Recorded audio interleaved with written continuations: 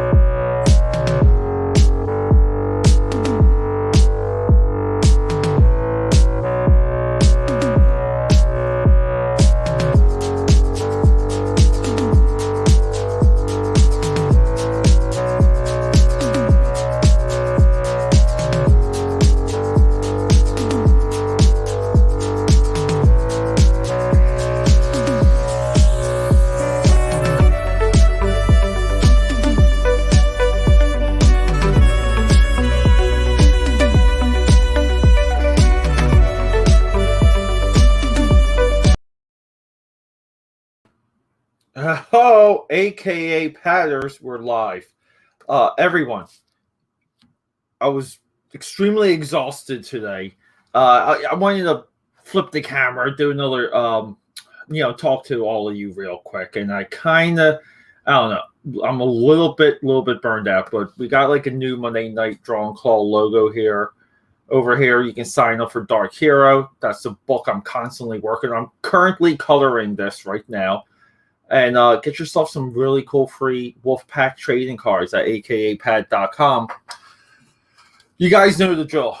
We do the claws, and I already started drinking this.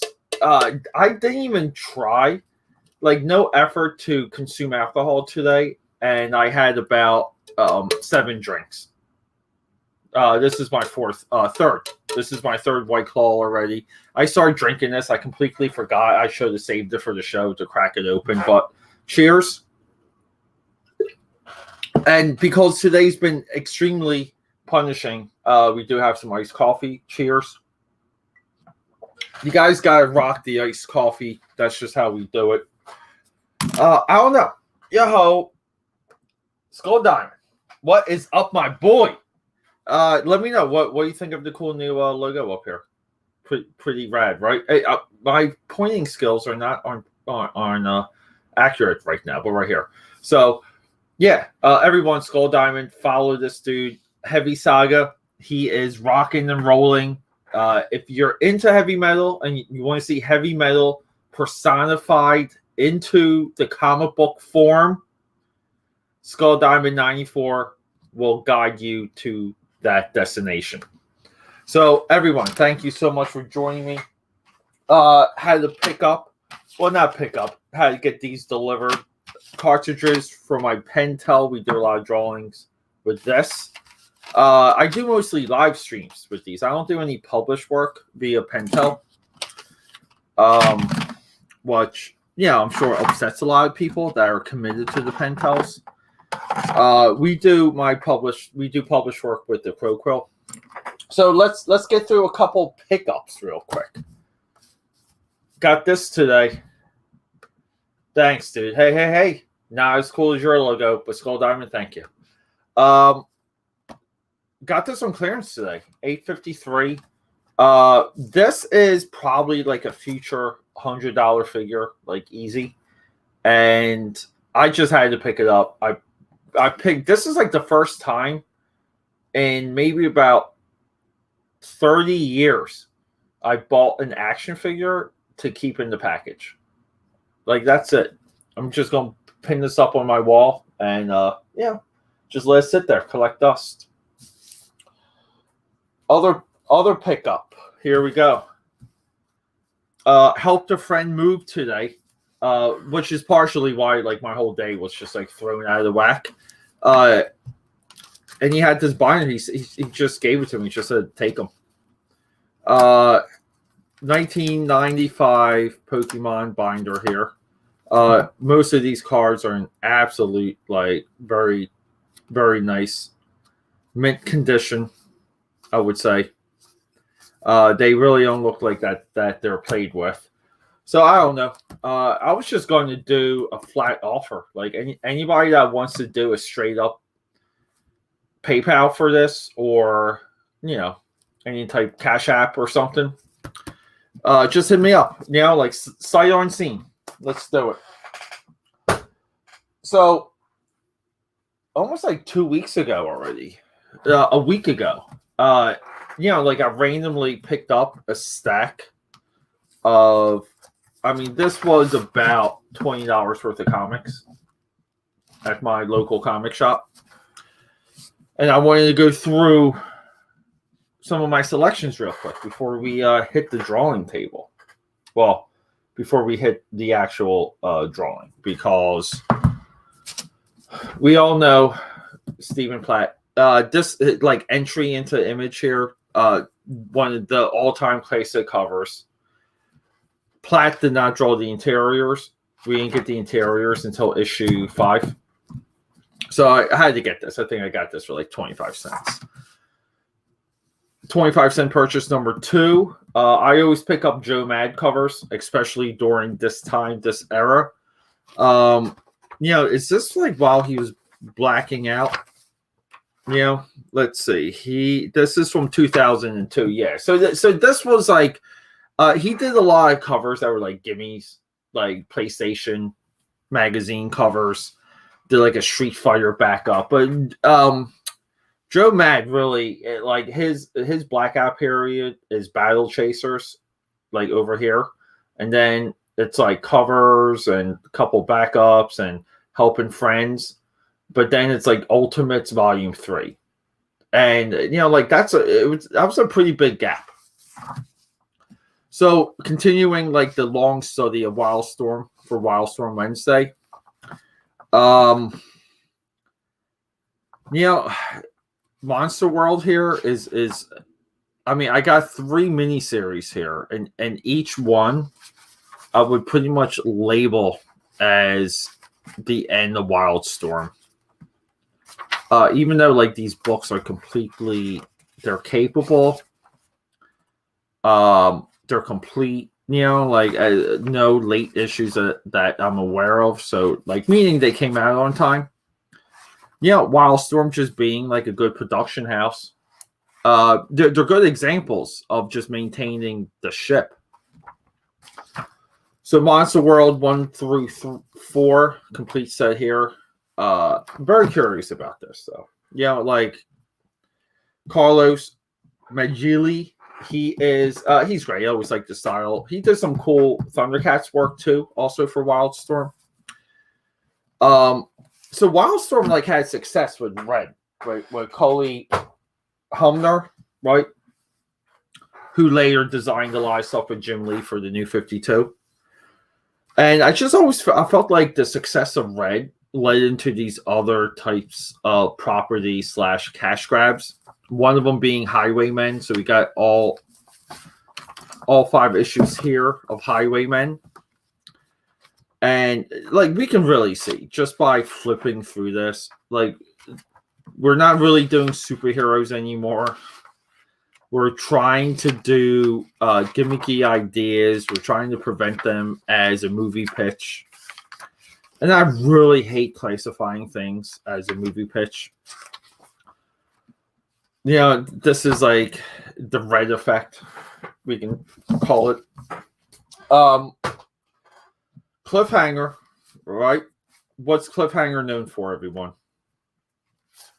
Battle Chasers and Danger Girl. No one gives a crap about Crimson anymore. But the real gem of Cliffhanger is steampunk. And I also pulled this from the 25-cent bin. So this is just like a preview edition. I'm not familiar on where it originally was. Like if this was polybagged with something or just like a giveaway somehow. But I was very curious on how they set up the steampunk universe. And I mean, like, honest to God, Chris Baccello, I mean, his artwork, I mean, career artwork from him. How do you get that? Got this from the 25-cent bin too. Whenever I just see any Danger Girl, anything from this time, cover I don't have. Not the greatest Adam Hughes cover, in my opinion. It's somewhat confusing. The negative space here is confusing. The top here is confusing. He always works Adam Hughes went through a phase where he worked his initials into the actual title, like the cover design. I guess that's cool. So Superior, Mark Millar. I'm really not like familiar with this as a Superman deconstruction. This might be my one true dark spot. Maybe I'll get this on Comic Xology tonight, just like off the top of my head. But this stood out. This is also from the 25-cent bin because this is the world's fastest produced comic. And it literally has a laundry list of contributors. Look, even like just look, Ian Churchill, Simon Furman. I mean, it's a who's who. Paul Davidson's even on here. It's fascinating.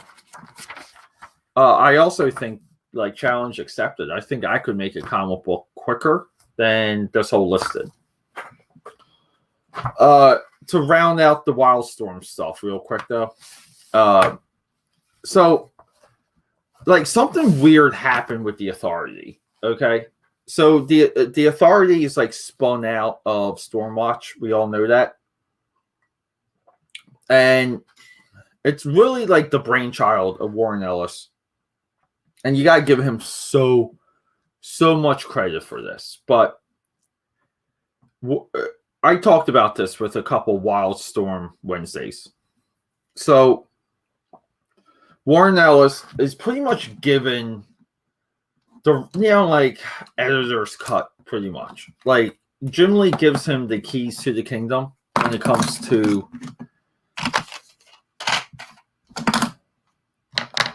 writing Stormwatch. And he writes Stormwatch in such a way. And then there's like this Wildcats Aliens crossover. And he like kills Stormwatch and they launch Stormwatch Volume 2, which is only a year. And, like that, it's all a setup for the Authority. And the Authority really confused the industry. Because everyone thought this was the way to do, like, superheroes. And I do argue that it's not. I mean, it's a way for Warren Ellis to do superheroes. But letting Warren Ellis and Alan Moore kind of reset your approach to a superhero-driven universe is not... I don't think it ever was smart. Alan Moore derailed Rob Liefeld's universe and derailed Jim Lee's universe. And my baseline for that, it's, like, it's very simple. I think Warren Ellis and Alan Moore, when it comes to an editorial, like, EIC direction, Warren Ellis and Alan Moore should be treated a lot like Dr. Doom, right? Like we use Doctor Doom, and Doctor Doom's cool because he's not in every single Fantastic Four issue. So when Doctor Doom is featured, it's fucking awesome. It's amazing. Like Apocalypse, okay? Apocalypse at one time was a great example of that. And Warren Ellis and Alan Moore should be used in a very impactful way as within the line. So their work would actually stand out even more. And what happens, it's like the Authority completely rewrites the way Wildstorm is handling superheroes. And I never really saw it. I mean, like, look, this artwork, I mean, I don't know if I would say it's a superhero comic. I don't think I want to say this. I mean, I don't want to say this is a superhero comic. And I just think the industry, like, it caught up to them. And even now, like, the Wildstorm characters are losing a battle for relevancy within the DC universe. And they really should stand out. Whenever, like, a Wildstorm character pops into a DC proper book, it should be a big fucking deal. And it's not. This was the straight up mind-boggling surprise. Dane Brenton, he did this other book right here. Memorize that name. He did this other book called The Nocturnals. That's fucking phenomenal. One of my all-time favorite painted comics. He did this Giant Killer. And here's the crazy thing. So when it comes to the old collection of mine, I'm pretty sure I had multiples of issue 1. Like, multiples. I could never, like, find another, and I got all of these for maybe like $4. So we got that. A lot of these were bag and boarded too, but at the comic shop, I just, like, unbagged everything. So just to give you guys a little bit of a taste, let's just do a random issue 4 here. Like, look at the way this motherfucker gives us the comic. Okay? Look at this.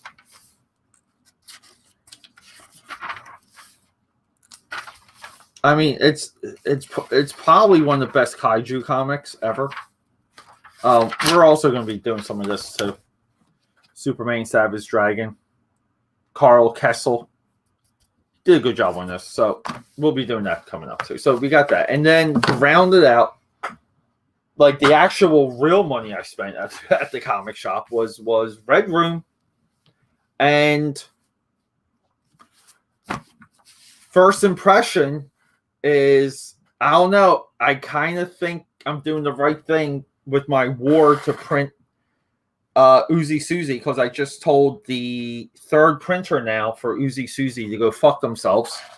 Literally, that's what I said to them. And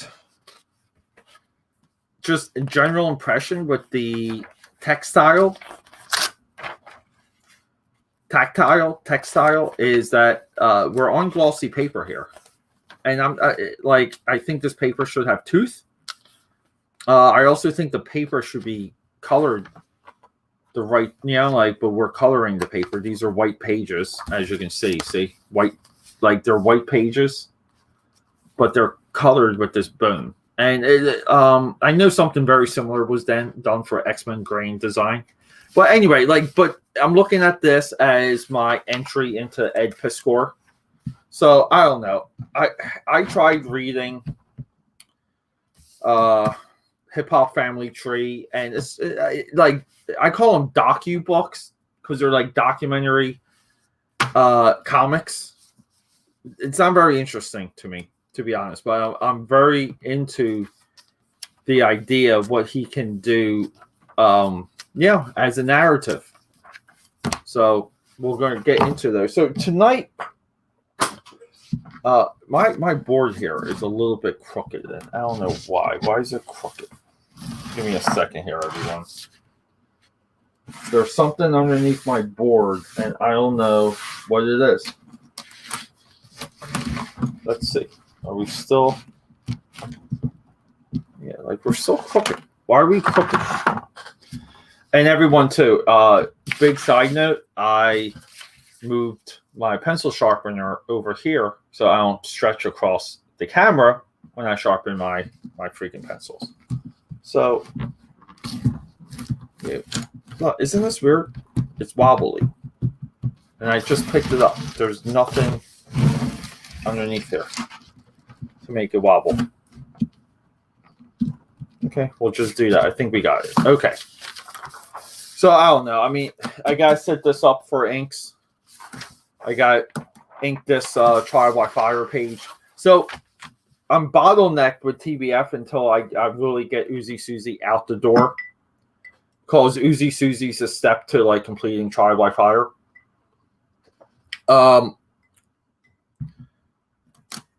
Dark Hero here is in the middle of coloring. If you guys want to see a little bit, I've been trying to explain my coloring process to get quicker. So, but we can go through this because I don't know. So there was like this pinup that was required, and basically I'm just showing you guys like the highlights, the phases of it. I'm not going to comment on what it's for, but that's that. Sorry, guys. Yeah, so I don't know. I mean, I gotta light box this guy. Maybe we'll do some light boxing. He's a hockey dude. This is Tunes by Troy on IG. Let me show you who he is.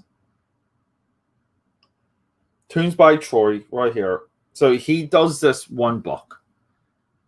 Right here. He does this one character that I fucking love right here. He's like this hockey dude. And super nice guy. He's what somewhat he does. Yeah, here it's called Slapshot. Look how fucking cool this dude looks. I love it. Really nice. So anyway, this is what really led me to do Uzi Susie. There's a big write up and like a big thank you in Uzi Susie for him doing this. So maybe we'll draw some Slapshot. I guess we should. Because I do also feel like my, a little bit of my take is required. Because we got to put the Peter spin on everything, guys. But as you can see, so I was already trying to figure out how to add a little bit more form to his mask. And I do like the idea that he doesn't have a mouth. I like the idea of eyes and the nose. So we got to transfer this. Drawing and inking time for this is probably a good 2 hours, I'll say. Let's get to some of those shitty chats, okay? Oh, damn, I have all of those Pokemon's 90s Marcos. First, the ones with Joe Jusko. Everyone, right here, okay? That section. We know Joe Jusko created single-handedly the greatest trading card set of all time, Marvel Masterpieces Series 1. I believe that was 1994, right? Skull Diamond, was that 94? All-time trading card set. We will be doing that on this program. At one time, I was in deep negotiations to get a box of those trading cards until I researched the separation rate. Like opening up fresh packs from that series, they will stick together. So that's a no-go for me. Motherfucker, we got Total Excellence in the house. We have work I owe Total Excellence. I do owe him some work. But we got a lot happening. And we're going to be taking over. I'll just say that. Look. The AKA Pad Army, everyone's friends. We all want to suck each other's dicks. Yeah, see? We're just talking. And everyone, we have Chris motherfucking Hicks in the house. Cheers to Mr. Hicks. because we all know this is Mr. Hicks is the guy that right here. He's the guy that jump started this Dark Hero thing. And by the day, I get more excited to work on Dark Hero than anything. Like, swear to God. It's like having a child. Chris Hicks, see, like, we are the AKA Pad Army. This is the strength. These are the future generals of tomorrow's comics. Right here in this chat. You guys understand this? Yeah, let's go, dude. Chris, we're going to be, just so you know, there's going to be Dark Hero intros added to all my stuff too, okay? So the push for Dark Hero, in my opinion, has yet to happen. Yes, sir. Yeah. So look, I don't know, like, should we just get into it? Because I'm, again, as she said, I'm behind. And I just have to kind of draw. And that's a little bit of the intent of Monday Night Draw and Claw. My original intent was I wanted to draw more of my, like, where's this at? Wrong sketchbook. Is it this one? Here we go. This sketchbook. Right? Because I was just going to draw in my Toon June sketchbook. Which is, see, right here. Look at that amazing, cool title. Yeah, I was just going to draw Looney Tunes and stuff to catch up on this. But, you know, I am making good progress. I mean, we got day 1, day 3 here, you know, day 4. So I was just going to kind of try and hit up to day 10 tonight. But you know, when you got comic pages in front of you, it's tough, boys and girls. So let's hit that beautiful table.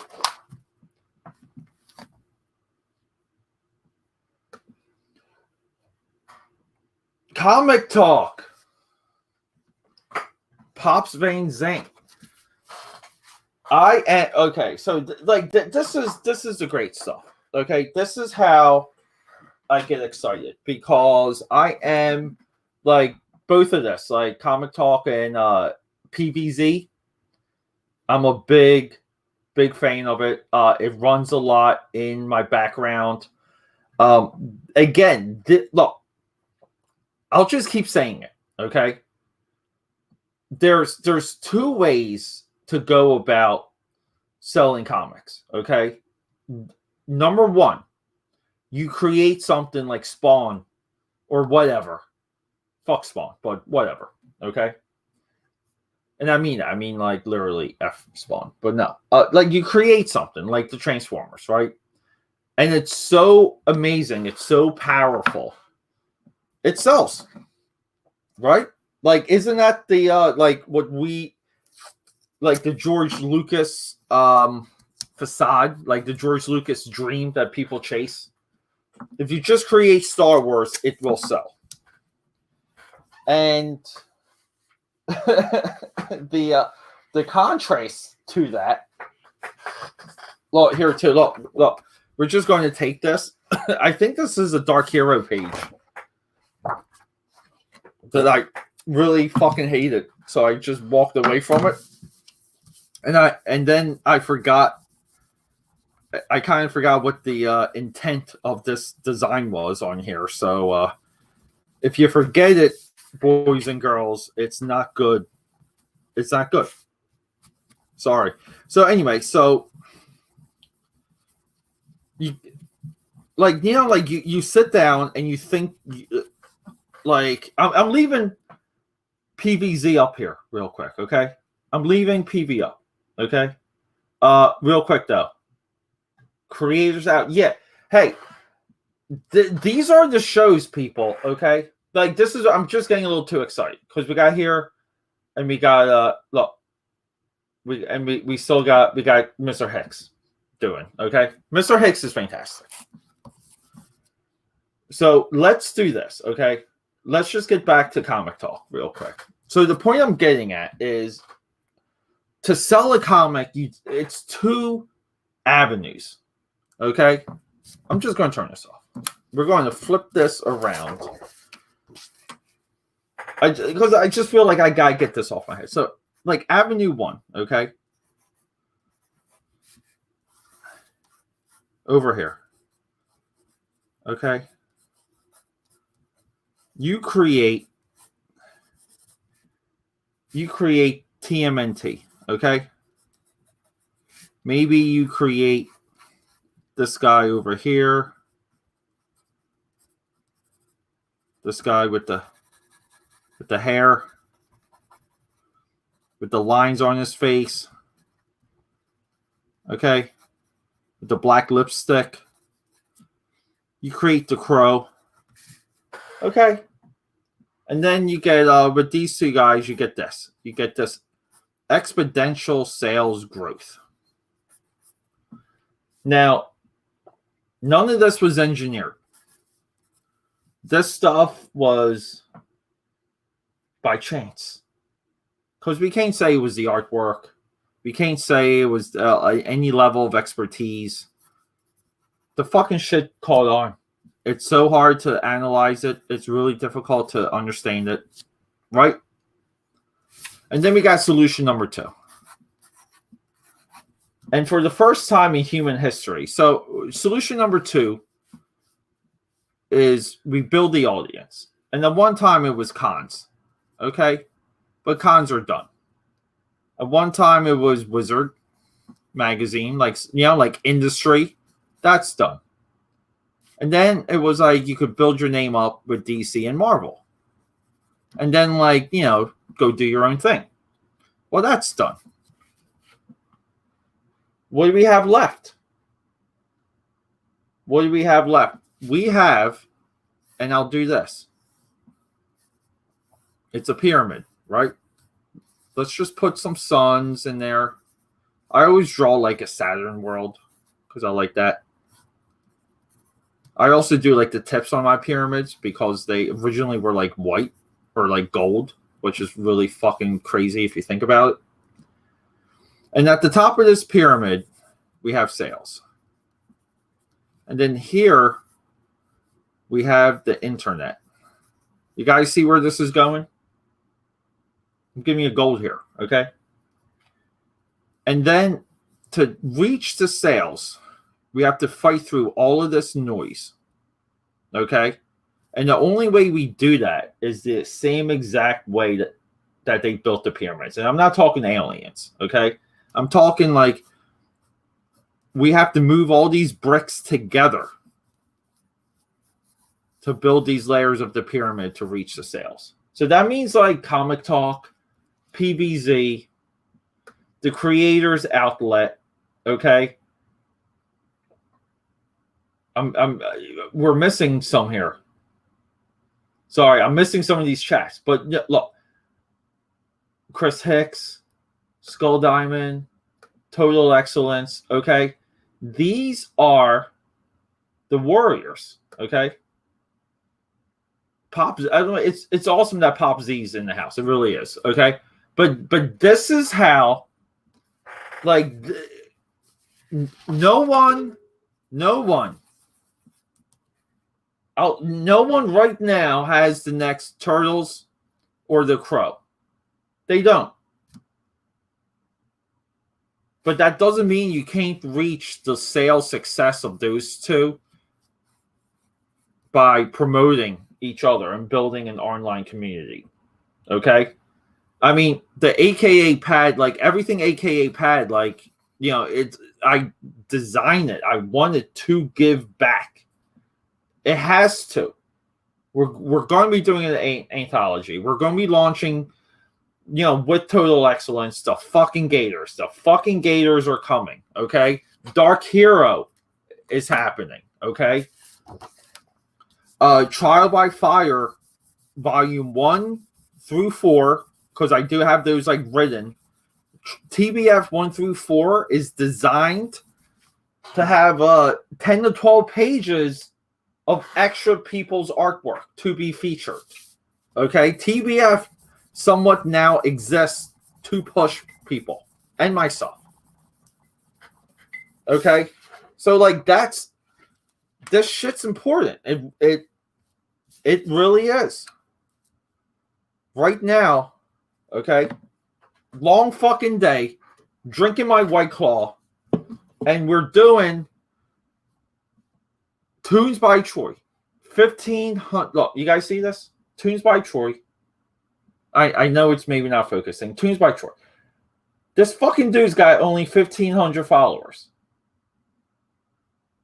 And he's insanely talented. We got boost him. I mean, look, he's even got like a fucking action figure thing happening. He's just been on Red Sonja. Like, come on, people. I guess that's what he looks like. I don't know. If someone did this on me, I probably would be scared shitless and probably not be able to sleep for a week. So this is what I'm talking about, okay?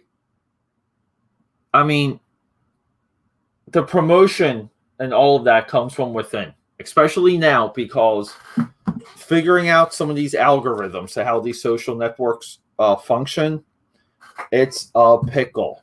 So the only other thing you have to rely on is one-to-one contacts, one-to-one relations, and that is it.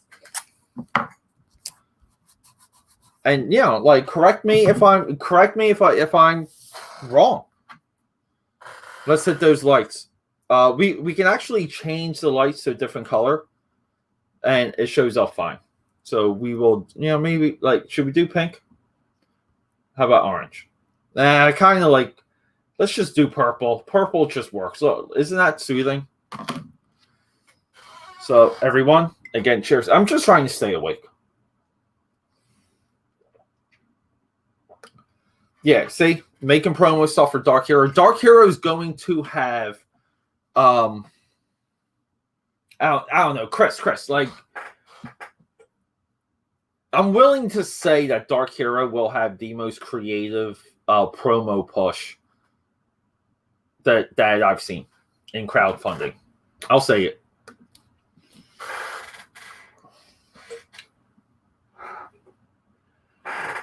Like, in a way, yeah. Like, in a way, I mean, look, good is good no matter what. But fuck if it's good or not. We need a network for the sales. The sales have to come first. Like, like, that's it. So, yeah, I mean, the work somewhat matters. I will always argue I don't think the work matters as much as people want it to. Yeah, see, Pops Veins. And oh, okay, we got some.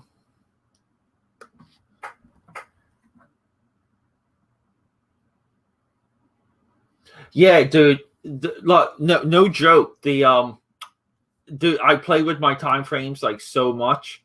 I mean, look. DM me, like there's nothing.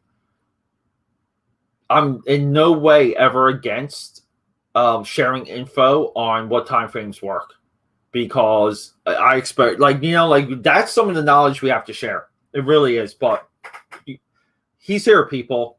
All right, Comic Talk is here. Yeah.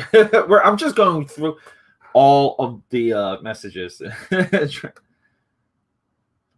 Yeah, see, I don't want to be a Funko Pop, man. I think those things are scary.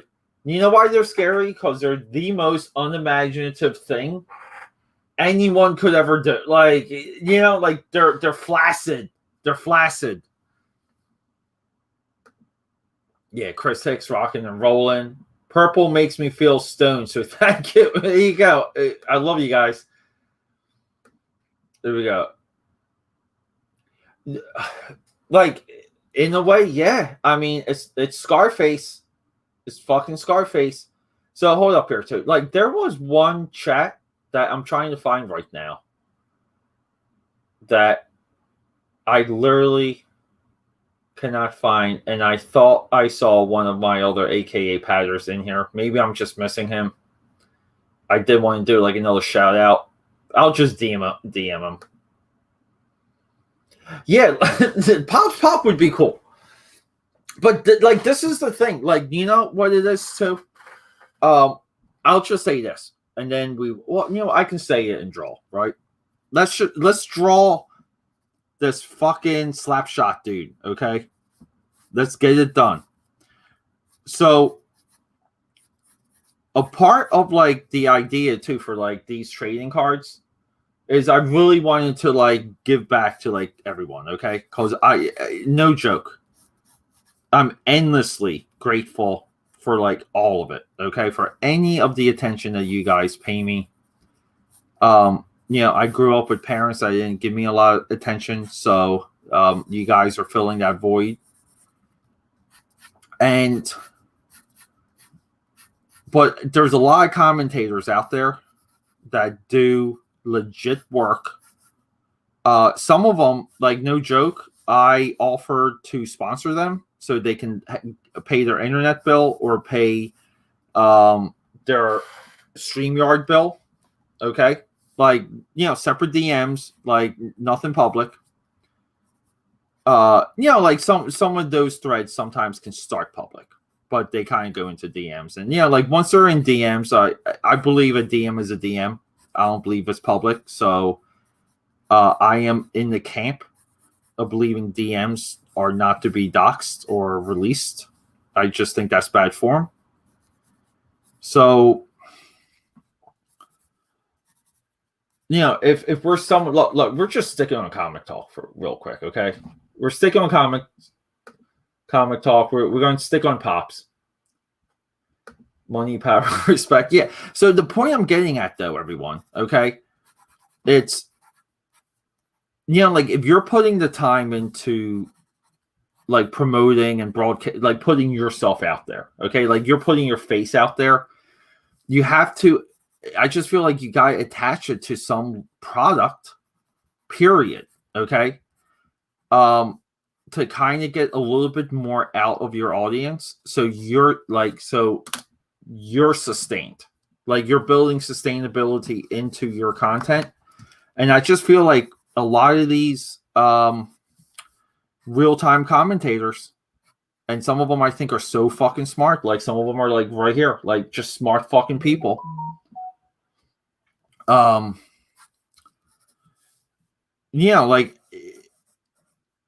you gotta kind of try and get a little bit more from your audience, and I don't see a lot of that.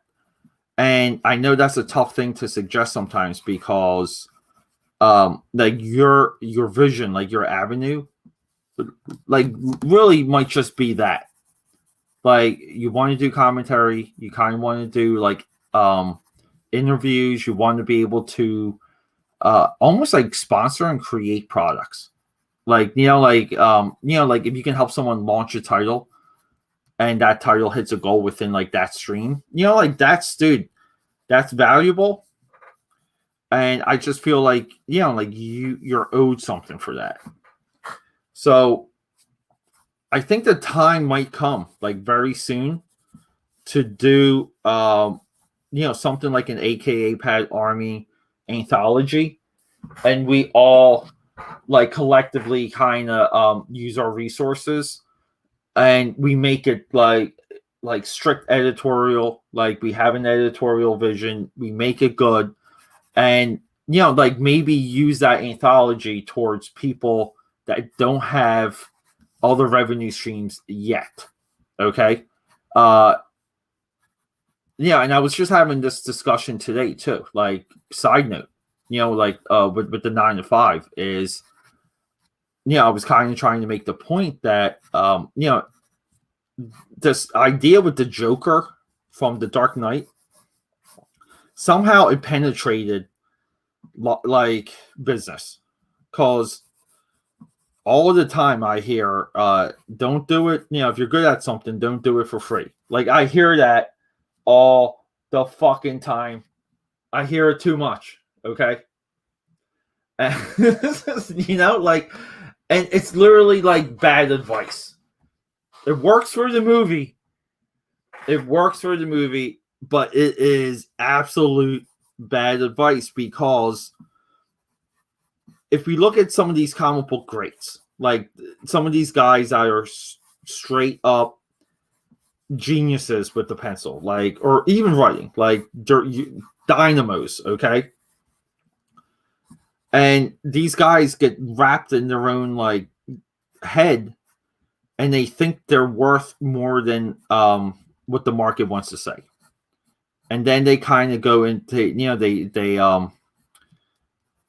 kind of get like a little bit of a depressing second act in their careers. Very depressing. If you want to call some of like how they work a second act, that's a tough statement sometimes, because it's not really a second act, because they just stop making money. And like the point I'm getting at, though, it's that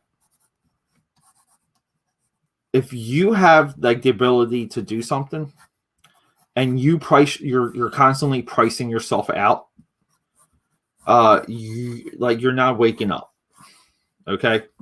Because markets shift all the time, and you're essentially a product.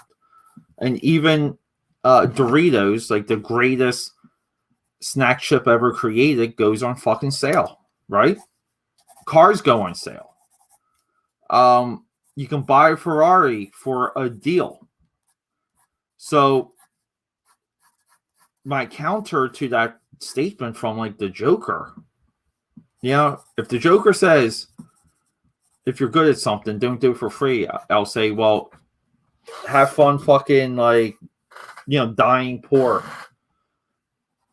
And your goal should be to get your work out there all the time as much as possible. And I read a lot of like Hollywood books for my podcast, aka Pad's Audio Audacity, for anyone out there. And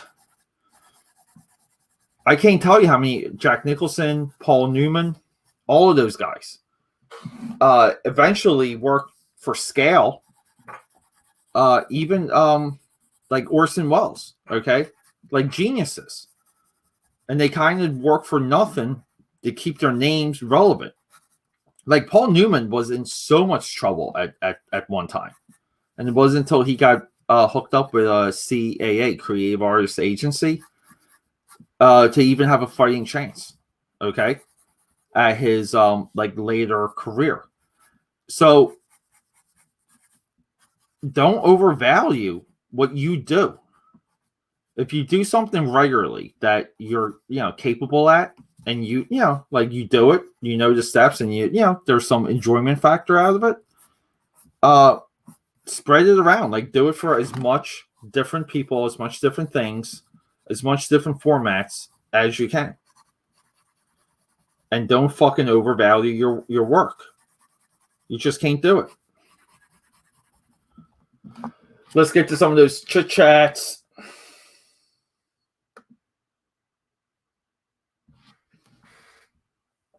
Yeah. Okay. So I'm just popping it because like the chats are like piling up. So let's see here. Let's see what we got. Yeah. Like but that's a part of it, dude. Like, but I'll tell you one thing. The tables lifestyle, not sustainable. Really not. So many people were lazy on building themselves up online. And they, it's got to be online first, and then maybe the conventions. The conventions drain your money. They're money suckers. Yeah, no, dude, same. But dude, like PVZ, like your name on top of the book would move it, and that's just as valuable. Like you follow me? Like there's a value to it. I just think we should start accessing it. We should start thinking about it. That's also true. Yeah. We got Chris Hicks in the house.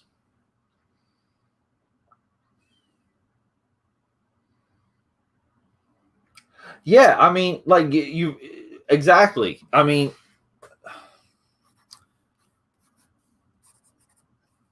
like there's a cost to knowledge. But then there's also a value in completing things, you know?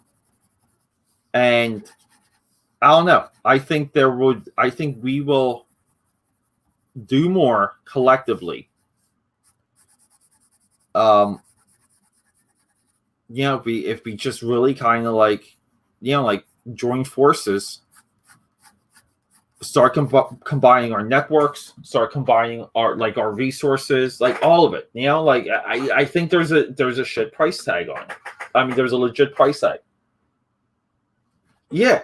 I mean, look, right. So like a part of that is, dude, it really is like, you know, like the path to getting rich is wanting to help people. It really is, you know, and that's got to be the goal. It's sales equal freedom for you and other people. So even for this, like if we eventually get like Monday Night Draw and Claw, like to the point where, you know, we start getting super chats, start like really building and rolling, you know, the YouTube channel kind of like builds. Like what do you think I'm going to do with that extra scratch? Like, dude, like, you know, like I'll use it, like let's just use it to publish endless anthologies.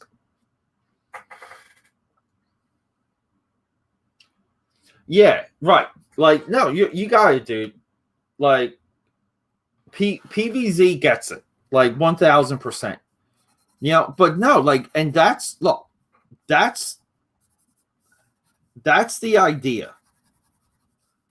And I think we kind of like we get very small in our view in how we think some of these other networks were built up. And dude, like even you know, like look, I know this is a little bit of a stretch, but like the reason why I love that Christmas Story movie, you know, the one with Ralphie, is because like the plot of that movie is him essentially joining a club. Like, you know, and you know, like there's something about being like a part of something that's a story. Like when you're connected to a story, okay, it's a fucking great club. It's a great goddamn club. I'm also avoiding at this point drawing a hockey stick. Like bad. Because I can't visualize the shape off the top of my gray matter. But the stick, as you can guess, I mean, if you guys follow any of my artwork, you know that's going to be a bloody motherfucking stick, right, guys? So let me kind of like show something off here. And I'm really not, I don't think I'm showing it off. It's a confession. Confession time. Hold up here. We got Total Excellence. Yeah, I was speaking of Claw. Like, there you go. So, I helped a friend move today. He runs probably one of the best bars in Philly. Okay?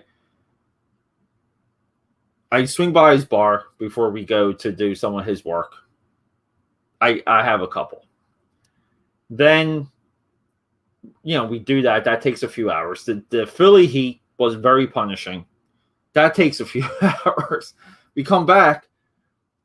Another one of my friends at the bar. So him and I start like day drinking. So that was like another 2 or 3. I had to come back here, re-shower, re-change, go to a friend's birthday. That was maybe like another 2. So that's like, yeah, I guess like that's 6. So this is 7.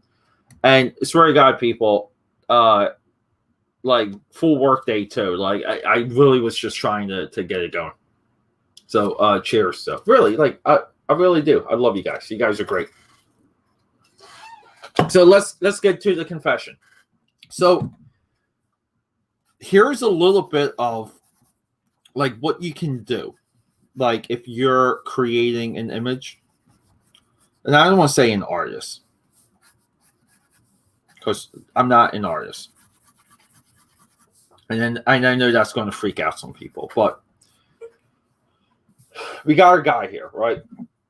Let's just do the let's just remind ourselves what we're drawing. Okay, slap shot. Okay, so he's got these like really big hockey gloves, and I'm kind of drawing him a little bit more realistic, right? Because I'm putting like the Peter spin on it. So he's got these thick, giant hockey gloves, and I want him to be like double fisting the neck of the stick, and I'm not concerned with how his hands are overlapping. Okay, we got the one thumb here, like out in the like, just magically coming over the underside of his palm here. Okay. And like that's it. I mean, I think that looks good. Who cares? Does it have to be 100%? I don't think so. But I can kind of like, I can erase that. Right? And we kind of still have like, but I don't think that looks as good. I think that finger here, that index finger, like his index finger goes over the one hand and the thumb is coming out from behind it. But I think optically, when you see this, like your mind just puts it together, and it doesn't have to be 1,000%. Like who cares? So I mean, I don't know. Like, is it like forced, like falls into the work? Like, yeah. I mean, like it's a force controlled flaw that I just don't really give a shit about, because I need it to look cool. It needs to look cool so that you people give a shit.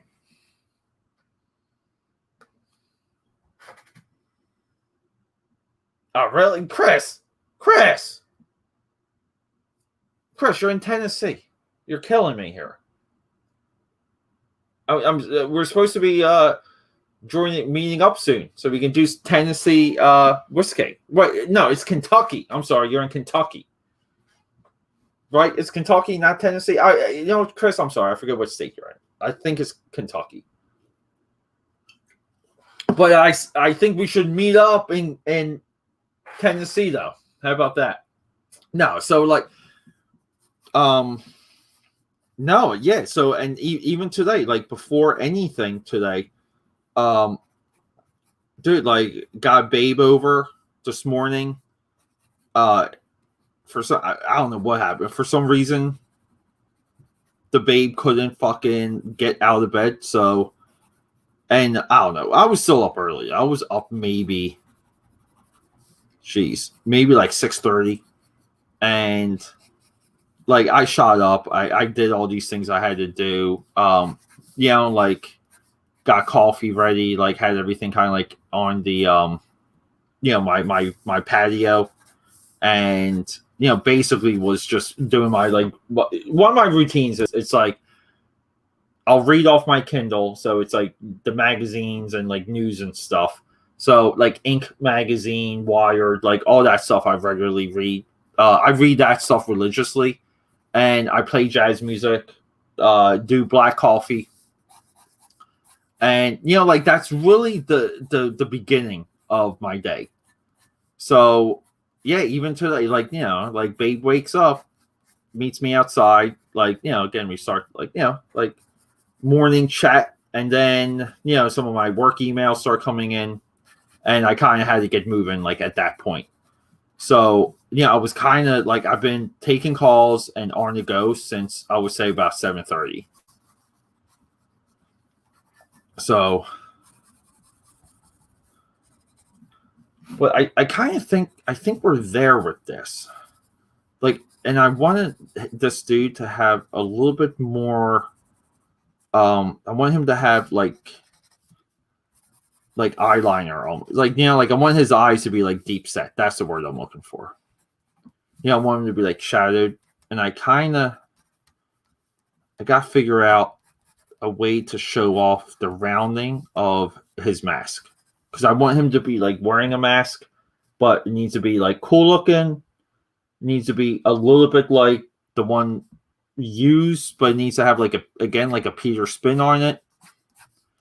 So, like, these are a lot of the micro decisions people make. But yeah, and again, really, people, I absolutely, endlessly appreciate everything you guys like help me with, help me do. I love how some of you are becoming familiar with one another. I just think that, like I just think it can only go. I really do. Like, honest to God, I think it can only go up. I don't think there's a lot, because look, and I'm not going to like, it's not gatekeeping, because I don't think gatekeeping's real. I do think that's like a myth of the internet. But it's clubhouses, and look, some of these clubhouses right now, they have closed doors. Like I said it, some of these clubhouses are closed. No new members. I don't know. The AKA Pad Army, we get members off of merit. Here we go. Another one bites. Oh, what the fuck? Hey, hold up. Kentucky. I knew it. I corrected myself. Sorry. I corrected myself. Yeah, we will, dude. Like, we will have a Dark Hero, like, fest. We'll just take, like a week off or something. And, dude, I'm so big on, I got that travel bug again, like, this year. Like, every few years, like, I'll get, like, a new travel bug. Like, I'll burn out from traveling. Dude, my ex-girlfriend and I, dude, we did, like, so much. Dude, I never, like, when we broke up, I was so happy. I was happy that I would never have to travel again. So, there you go. Confession time. But no, we will. Here we go. Yeah, CB Smallwood. CB, what's happening with Wildcat?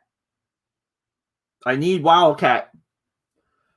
I thought you would hit me up for like a story, though. I was willing to do like a whole whatever you needed. You know how many? Here's the crazy thing. If everyone responded to my outward reach, my tentacle crawling into their gray matter, offering my assistance, if everyone said yes, I probably wouldn't be able to like do anything, because it would be endless work. Oh, no, it's not really Casey Jones. It's this guy. His name's Slapshot.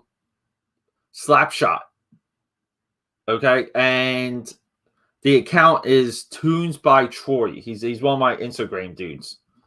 And I just wanted to hook him up with something cool. But yeah, I'm trying to like not do the Casey Jones thing. Like maybe I should take away the nose. But hey, that's another part of the character design, right? Like it's tough because like, yeah, I mean, it's like the idea of like, should you sell t-shirts? Like, let's say you had a comic shop, right? And a mall opens up down the street, you got Hot Topic, right? Then Walmart opens up down the street. Like, like, should you never sell t-shirts in the comic shop if those two companies are selling t-shirts and Walmart's like just killing it in like toys? Like, like as a business owner, like, should you just try and find other venues for product and ignore that, right? When I used to work at the comic shop, that's a big discussion point, big arguments, because again, like you only have so much money to spend on products. So you do want the money to go towards things that are definitely going to sell for a markup. And yeah, that was like a pretty good experience, because one of my big takeaways from my time at that store was that you can and you should. So I guess the point I'm getting at is, just because Casey Jones has a hockey mask doesn't mean this guy shouldn't. even though like Troy draws him in a very like say he draws him in a much more like cartoony fashion. I like these pockets. I guess maybe I should have included the pockets. Maybe. It's tough sometimes making these decisions. But yeah, dude, and look, keep in mind, look, this shout out to Chris Hicks, like our boy over here. Like, dude, like Chris is look, some of it is like our internal discussions, arguments, flights of hatred towards one another. But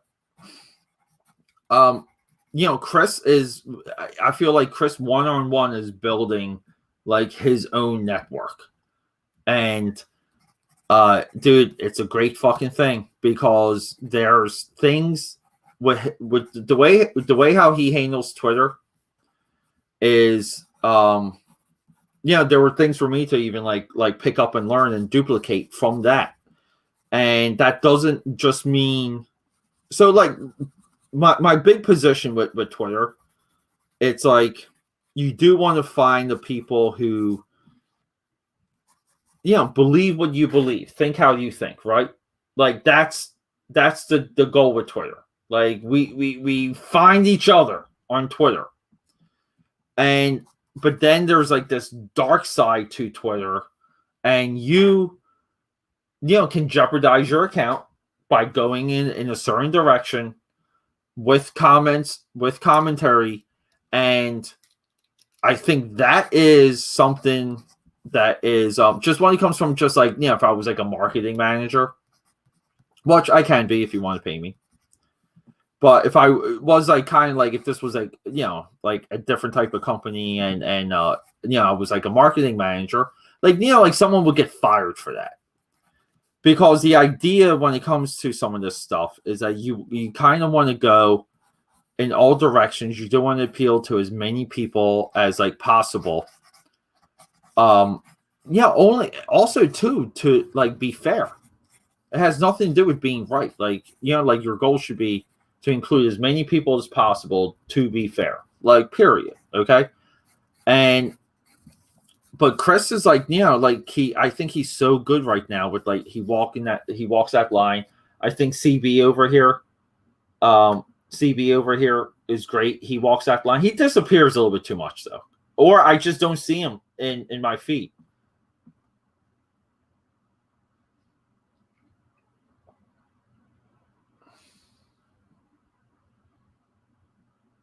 Oh, really? Really? Can I just reserve a fucking spot? Can Mr. Hicks, let's do something for this guy. I need an idea for 8 pages. Dude, no, of course. Of course. Dude, I'll make the fucking dude. You're talking to the master time manager here, okay? Come on. I'll find the time. Yeah, cool.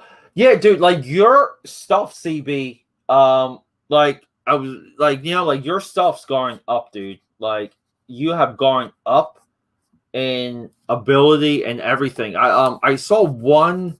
I'm not, dude. I forget if I even commented on. Sometimes things just disappear from your feed, or like you kind of forget to go back to them. But you did one like headshot of Wildcat that I thought like recently that I thought was so fucking cool, and I thought it was such a good leap from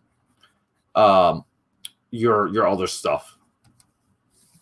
And like you just as like like one dude like to the next dude, like like I'm so proud of you, dude. Like that was such a just one of those posts where like you feel the growth. And I know you've been working hard. I know you've been grinding at like expanding, growing that skill set, getting better and better, and it shows. So one of my getting back to like some of this, So one of my like back back of my mind, almost like backdoor art direction for a lot of my art is it's not very complicated, but I kind of try and do two things. I try and it's like symmetrical action. Like I try and do movement. I try and do like a level of interest that I think people need to see. Because I just feel like if you're going to spend time looking at my stuff, I don't want to upset you. I want you to be happy looking at something. I want you like I kind of want you to be interested and like maybe like a little bit intrigued. So I try and add like more dynamic elements to everything I work on. And that's what's working. That's what's happening in the back of my head. So we're kind of at the stage here. Look, we can just kill the blue lights. We can go back to white, and we can kind of get. If you guys really want to see, like, this is how it started, and then like this is where it's going, and then like the next step is like to go right to the crow quill, like right to the raw inks, and like deal fulfilled, because I feel like I think I owed this guy this for like a little bit too long. And like my work moves in phases, because like you make a stack of things to do, and there's other things that come through the pipeline that you legit have to do right away. And like that's the push and pull. But I try and honor like all of my handshake agreements. Like fuck contracts. You don't need contracts. You don't need contracts if you're a stand-up person. How about that? Because contracts are only as good as the people behind them. And I kind of say that just from like a lot of that's from like personal experience, because I've had so many people like fuck me, like like really fucking turn like contract wise, and then it's just like, all right, well, I could walk away from this or sue for damages, and then I'm gonna have to prove damages, with a baseline of a $2,200 lawsuit. Like that's your baseline to begin a lawsuit, just to get it going. So it's not worth it. I mean, it's not worth it even on a high level, because again, it's so hard to claim damages. It's one of the hardest things to do. So when people back out of contracts, like say, fuck it, just move on. You're better. So I guess I got to research like a hockey glove to get a little bit more of like a feeling for this guy's like big mitt of a hand.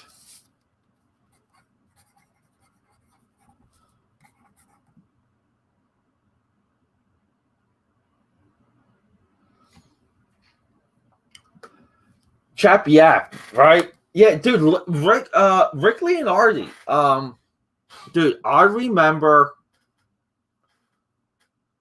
his. I'm hoping I'm getting the right guy. Spider-Man 2099, like his motion for rendering. He might have only done 6 issues, but his like panel to panel, pound for pound rendering of Spider-Man, and back during that time, everything was webhead like in action. His like it's his positioning on how he drew Spider-Man 2099 like in flight, in motion, was as good as like what McFarlane did. It really was, and it blew me away. And then, like, I really forget his path, but I also remember him doing a really nice run on Cloak and Dagger of all the books. But yeah, I mean, like, I want things to be accurate, and I want things to be like motion. So, like, this is a lot of this is almost too much pencil. I'm noodling here because I'm talking, but a while ago I would have started like inking this, like, and kind of just like, you kind of cross your fingers sometimes when you jump into the inks. But the more you jump into the inks, like, so the more times you practice the process of loose pencils to inks, the better penciler you become, the better inker you become, and the better finisher you become. Like, it's like a three-headed dragon, because you are getting like all the disciplines, and you're practicing at a very quick high, like, I think high-end clip. Because, dude, I hear it too. Like, I do know that this is true. A lot of people are very, very intimidated to jump to the inks. Very intimidated. So I think there's like a lack of growth in not being aggressive about jumping to inks. I hope that makes sense. So here we go. Real quick. Oh, look, this is stuck here. Give me a second. Here we go. People, you ready for it? Boom. That's the goodness. This right here, look, this right here, this guy and this, I'm going to toot my own horn here. Years and years and years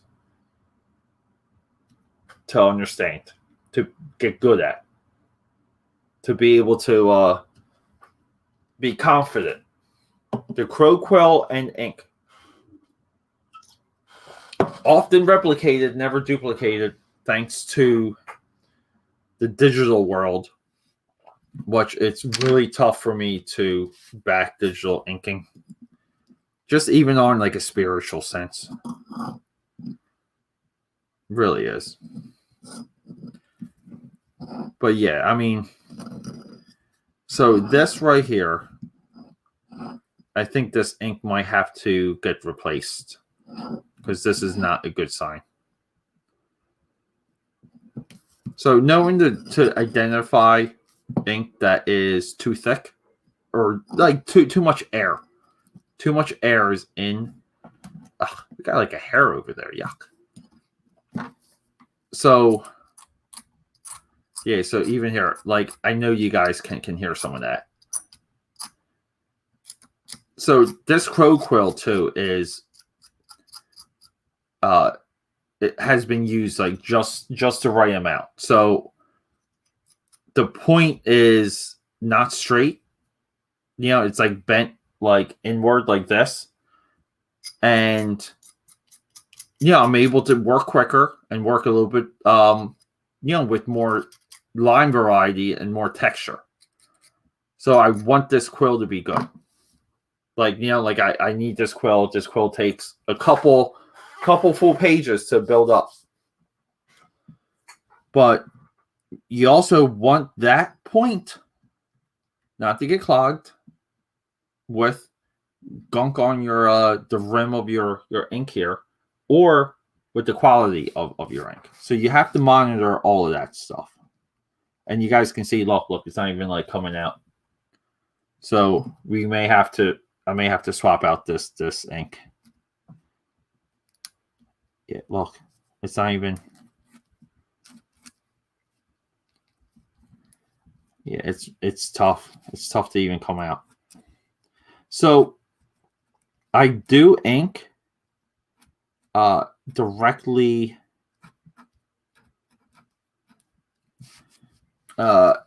like I try and translate my sketch lines as accurately as possible when I ink. Like, I don't go to like the idea of picking the best line and doing all these other things. Like I want that energy. So, I spend a lot of time practicing ways to capture it. Because I think it's a waste otherwise. Like, I think I'm wasting my time if I don't duplicate the energy of some of my scribbles.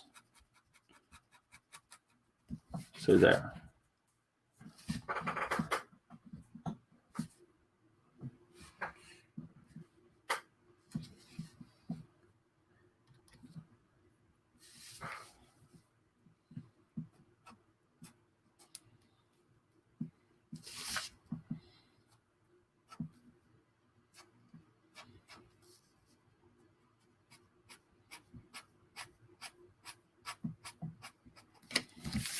Here we go.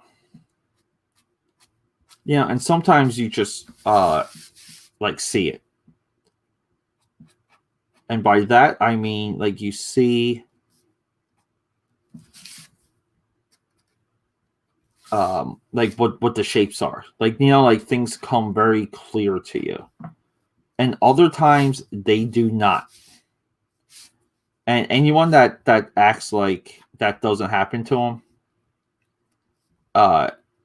like they're just lying.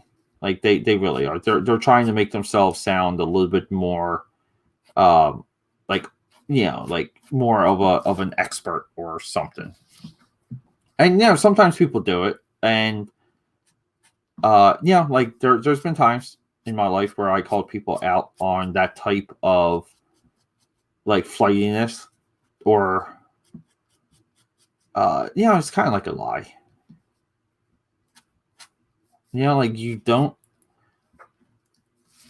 make mistakes when you work in Black India ink, and you have to be able to identify where that mistake came from. And that's a part of the correction process. Like this one piece I was just working on, I made a move drawing a bare foot that I really should have, like I just should have let it sit and worked out the effect in Photoshop, and then kind of called it a day, because like in my mind I was on a deadline to do this thing. So like like what do you do at that point? You have to complete the work so you learn from it. So it's a tough call, because you don't want to waste your own time, but then you need the skill set to fix yourself. Like that's a part of it. The skill set to repair when you're kind of too aggressive and too overzealous, or a lot of times just too excited. You're too excited, and then like you kind of lose track. Like you lose that judgment.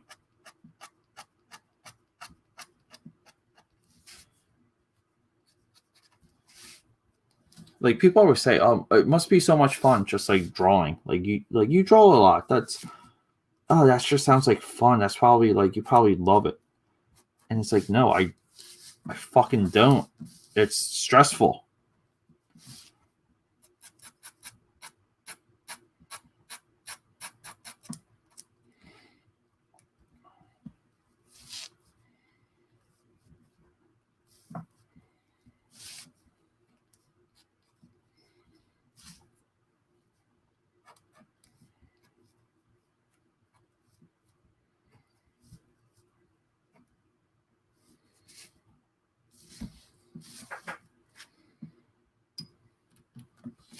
I'm going to just take a quick picture and so I can tag this guy in it.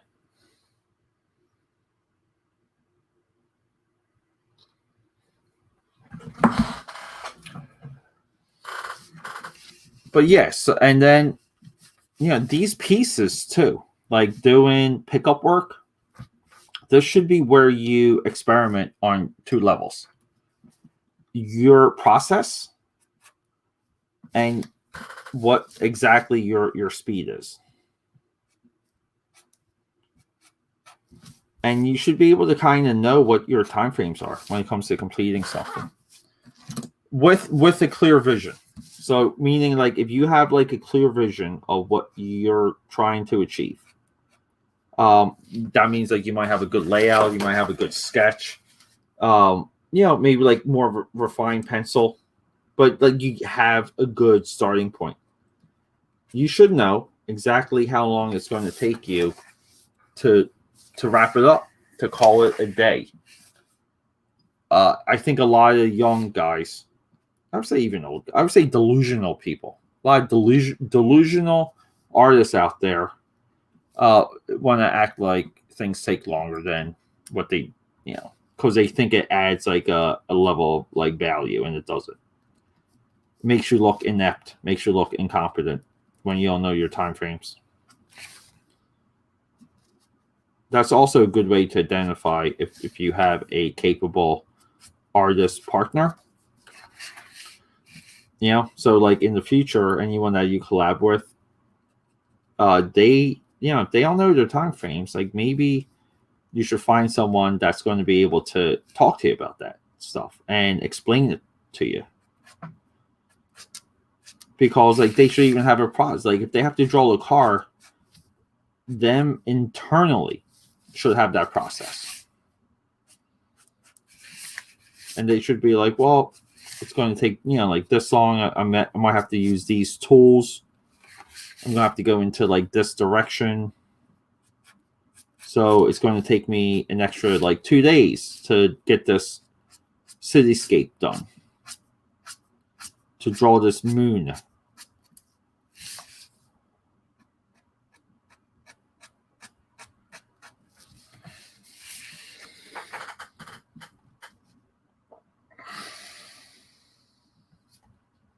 There we go.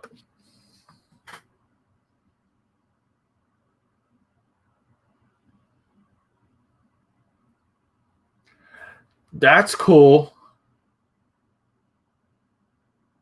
Dude, I use like a zip tone from like the Photoshop, like whatever Photoshop gives you. I use that for like Uzi Susie.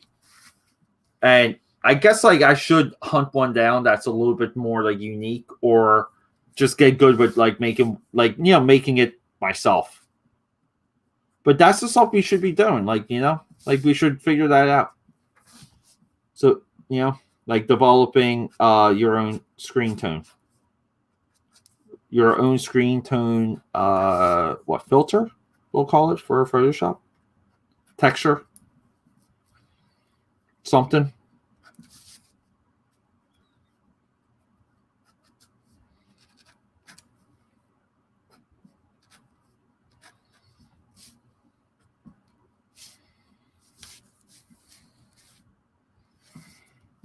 Yeah, and like there's so much about this, like this piece that really gets me going, just like with the textures.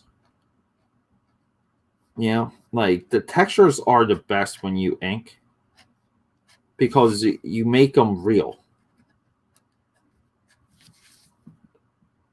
Because a lot, like, like you can pencil, but that pencil can smear, it can go away. But ink's there. It's not going anywhere. So a lot of these like textures I just fucking love. Like knowing exactly how to hit certain things. And you just get that from, being obsessive, doing the fucking work. You don't get that from reading comics. Like you do two things. You spend your time reading comics, or you spend your time making comics. Like that's it. One makes you good, one doesn't.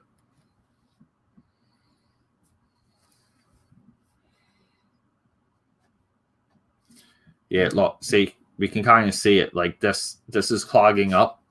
Like I'm not getting too far, and I'm like having so much trouble getting ink out of this thing.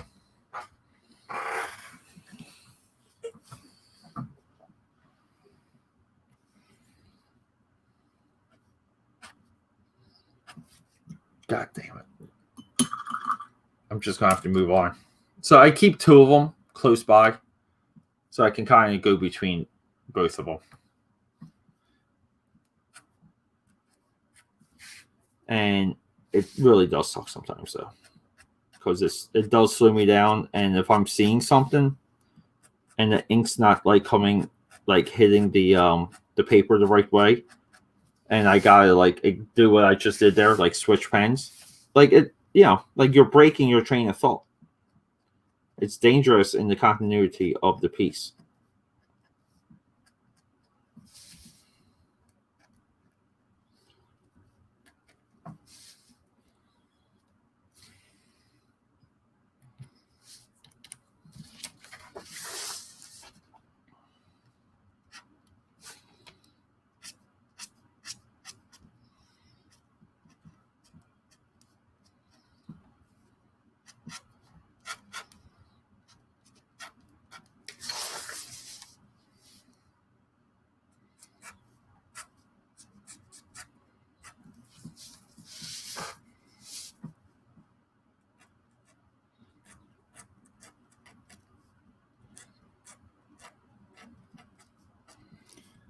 And I'm really using like some of my stippling here.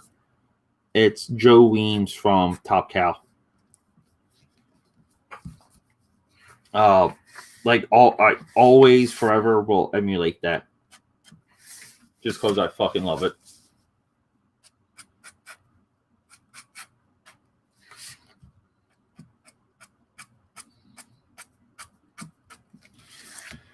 All right, I wanted to do at least 2 hours. I've been trying to do more and more time-wise with these, but it's been a long day. My White Claw's just about done. White Claws 2 are probably about four decent-sized mouthfuls. CB, dude, it's always a pleasure. I'm always flattered when you swing through. Really am. Monday Night Draw and Claw might move to 11 o'clock at this point. Last 2 weeks, the 11 o'clock's been booming. So, loving it. Guys, draw or die. I will see you on the flip side.